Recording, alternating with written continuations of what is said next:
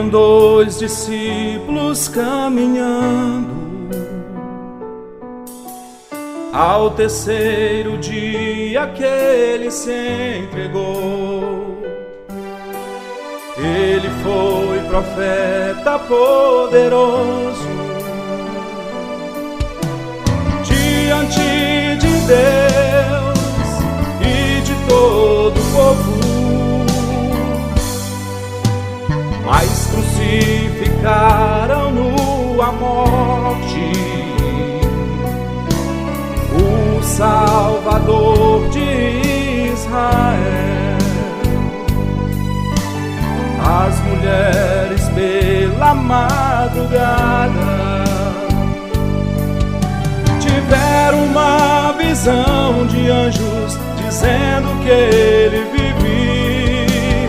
Mas alguns dos nossos foram ali e não o viram.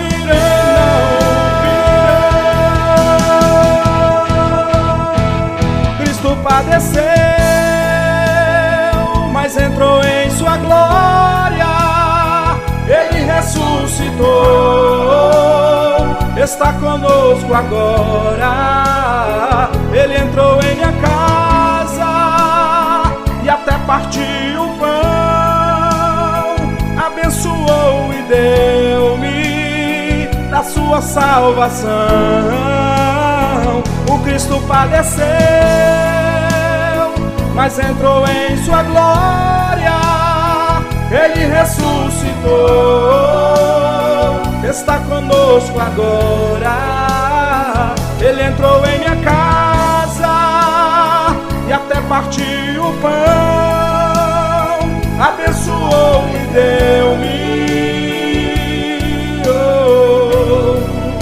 da sua salvação.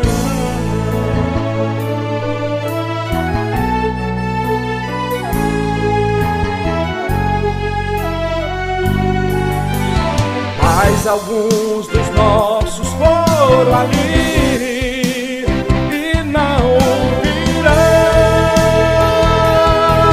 Ele vive, o Cristo padeceu, mas entrou em sua glória. Ele ressuscitou,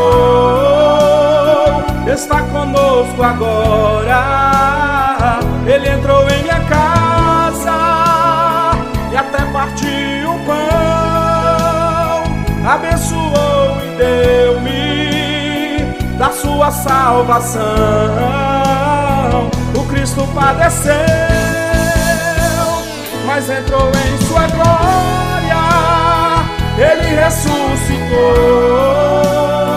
está conosco agora. Ele entrou em minha casa e até partiu o pão, abençoou e deu-me da sua salvação.